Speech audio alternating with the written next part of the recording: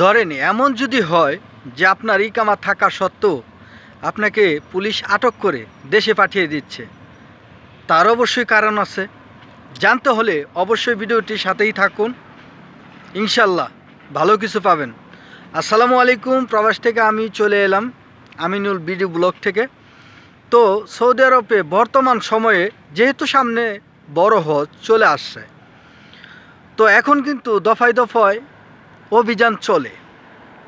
হয়তো আপনি জানেন না, কিন্তু যারা আটক হচ্ছেন তারা কিন্তু ঠিকই জানে।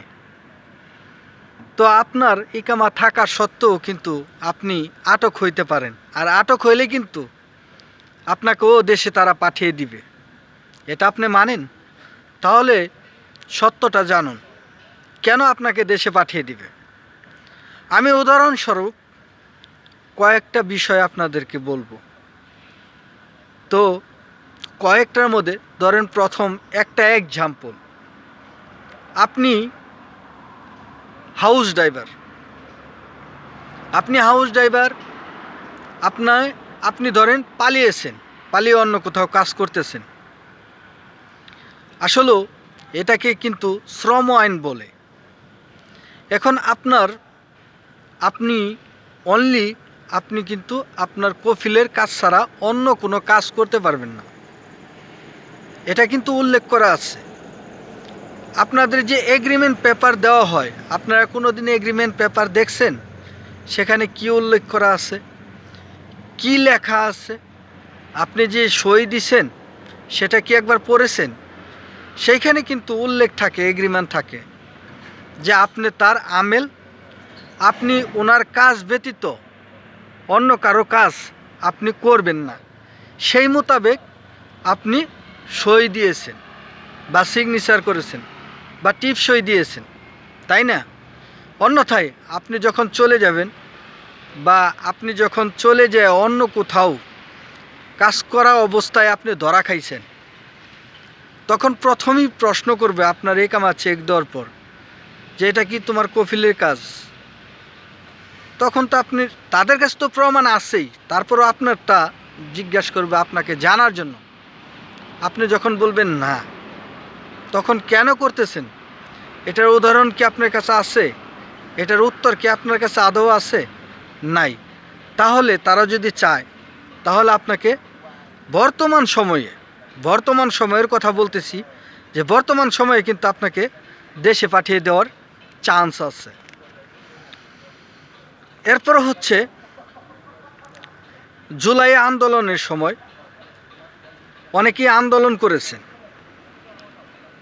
তাদের কিন্তু সিসিটিভি ফুটেজ আছে, বা ওই সময় অনেককেই ধরতে পারছে, অনেককেই ধরতে পারে নাই, এবং কি আপনাদের সব তথ্য কিন্তু তাদের আন্ডারে আছে। তো এই সমস্ত লোক যদি ধরা খায়, তাদের আকামা আছে, তাদের কফিল আছে, সব কিছু থাকা সত্ত্বেও কিন্তু আপনি ওই যে জুলাই আন্দোলনে, যেটা সৌদি কোনো মানে গালফ কান্ট্রিতে এগুলো পছন্দ করে না, তখন আপনাকে দেশে পাঠিয়ে দিবে। এরপরে হচ্ছে আরেকটা কারণ আছে, আরেকটা বিষয়, যেমন 2015 সালে কিন্তু সৌদি আইনকরণ করা হয়েছে যে কোনো প্রতিষ্ঠানের রিসিপশন বা সবজির দোকান বা বড় বড় দোকান যেগুলা আমাদের বাঙালিরা চালায় বা বাঙালিরা বিজনেস করে, সেইখানে কিন্তু উল্লেখ করা আছে যে সৌদিয়ান থাকতে হবে। যে কোনো রিসিপশনে সৌদিয়ান থাকতে হবে, সবজির দোকানে সৌদিয়ান থাকতে হবে, আপনার বাকালাতে সৌদিয়ান থাকতে হবে।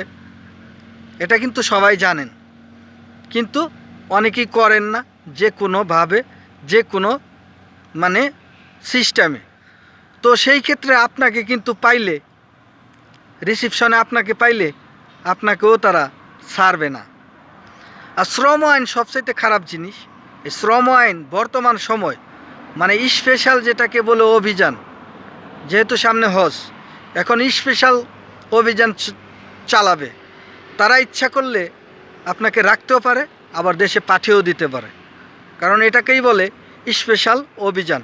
কারণ সামনে যেহেতু হজ, সেই ক্ষেত্রে যেটাকে বলে ক্লিন মিশন। তো যাই হোক, আশা করি বুঝতে পারছেন। কয়েকটা ধাপ আমি বললাম, সামনে আরও বলার চেষ্টা করব। তো যদি ভিডিওটি ভালো লাগে অবশ্যই লাইক কমেন্ট শেয়ার করে পাশে থাকবেন। আর আমার কথাগুলা একটু হলেও ফলো করেন, আপনাদের কাজে আসবে।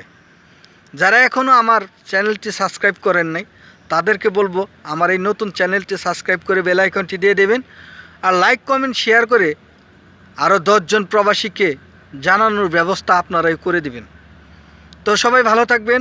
প্রবাস থেকে আমি, যদি ভালো লাগে তাহলে আবারও বললাম সাবস্ক্রাইব করে বেল আইকনটি দিয়ে দিবেন। সেই পর্যন্ত ভালো থাকুন। আসসালামু আলাইকুম, শুভরাত্রি।